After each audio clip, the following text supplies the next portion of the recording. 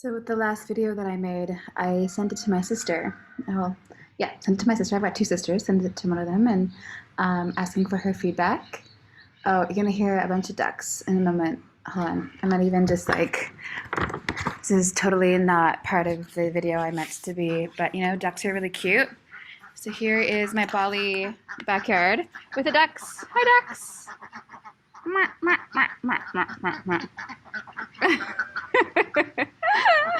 They're so ridiculous. Like, look at the like tufts on their head.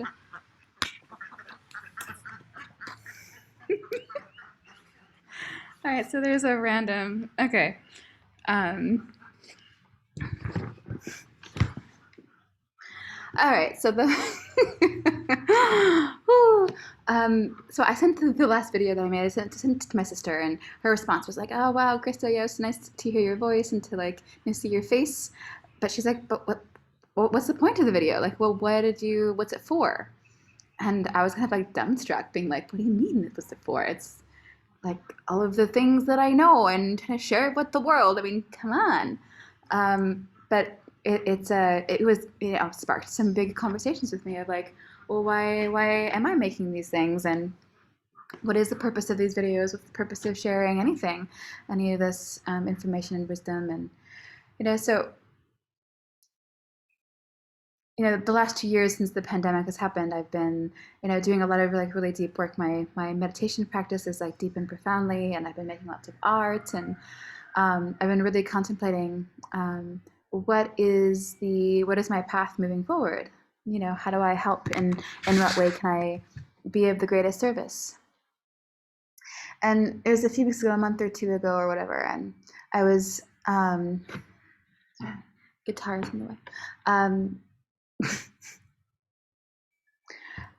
I was sitting in front of my meditation, sitting on my meditation pillow in meditation, and I was like, God, show me what must I do? What can I do? How can I help?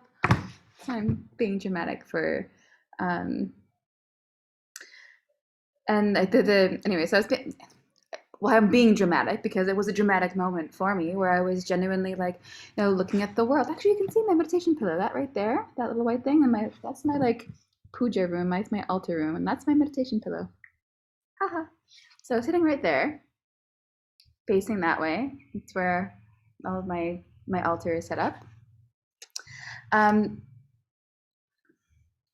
So yeah, dramatic, sitting on my altar in this like, inner turmoil, dark night of the soul, looking at the world, being like, everyone's so divided and the world is so messed up and I'm so messed up and everything's so messed up. What can I do? How can I help? Like I don't have billions of dollars that I can, save millions of people from starvation. I don't have like what I, and what do I do? And the message that kind of came through is like, well, the biggest resource that I have is well, first of all, my heart, and how much I really genuinely care and how much I love and really want to make a difference and really want to help people and help humanity, like really and truly. And the second resource that I have that's like my biggest resource is just like how much wisdom and knowledge I've accumulated over many, many years of study, being in university and a personal practice and personal study. And I am that nerd that has sat and read book after book. I am that dedicated person who has sat on my meditation pillow and been meditating for years and years. And I've been very blessed that I've had some pretty amazing teachers that have been a light to me, like a lighthouse to me. And so I wanted to like extend that forward. And so coming out of my meditation that day, I was like, well, duh, like, if you want to help the world, Krista, you got to share like the resources that you have of people who really need it.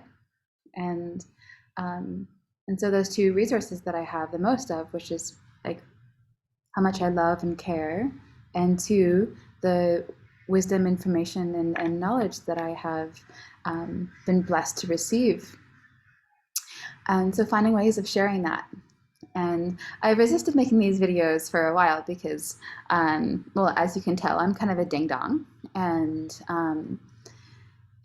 need to probably up my public speaking skills. So I'm not saying and like, and muttering and talking to ducks and, shouting randomly. Or maybe that's actually just part of the charm. Jury's out, time will tell. Stop fiddling with things. So I've been resisting making these videos or making any videos, but I just kind of feel like now is the time to start to share. And I'm not perfect and I don't know everything, but I love deeply. I care deeply, and I really do want to share what resources that I have with those who really need it. So that's kind of like the purpose of these videos and what I'm going to be doing moving forward. And I realize that making one or two of these things isn't going to like really make that big of a difference. Like you kind of have to have consistency with it. So I'm going to try that. And yeah, so stay tuned. Let me know if there's anything that you'd really like to hear from me. If there's any questions that you have, whether it's about questions about life or about philosophy or spirituality or meditation or yoga or about me and my journey. As the third thing of my resource is like my own path, my own journey, and I've lived a quite a chaotic, insane life at times, and have had to go through some pretty intense circumstances, and a lot of healing work that I've had to go through, and I'm still needing to go through. And I know that part of sharing that journey will be medicine for those who feel alone. Maybe that's like the message for this video is just, more than anything, me writing and sharing on social media and trying to find ways of connecting, and is really some of the times that I've been at my absolute darkest. What has got me through the most has been when I've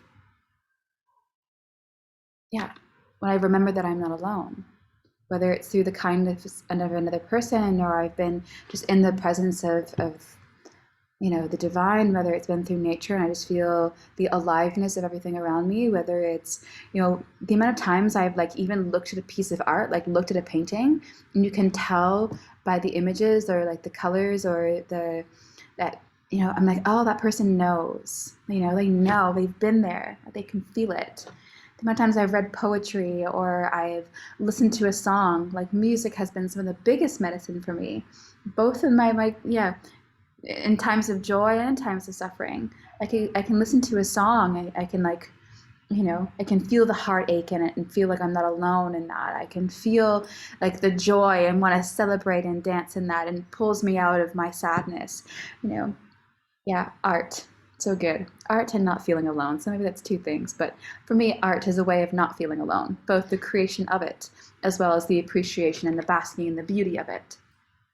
And when I'm able to hear somebody else's story, also, when I was raised, no, I'm not gonna talk about that. When you can be able to hear other people's story and other people's journey, and that they've been in similar circumstances, that they've gone through, tough times in life. Also, it reminds you that, you're not alone, and that if they can do it, so can you.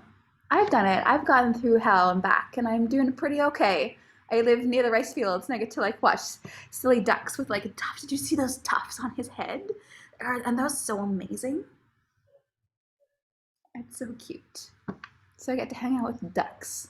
And right now the sun is setting. You can see the jungle in the background and the rice fields, and I'm gonna go dancing later, and I just drink a big thing of coconut water, and I'm wearing fun feather earrings, and I have a bed that looks kind of like a princess bed. And even though life can be pretty wild and crazy, it's these small, beautiful things like the sounds of ducks in the distance that can remind me that life is still full of beauty, and that I'm going to be okay, and that in this moment right now, I am blessed.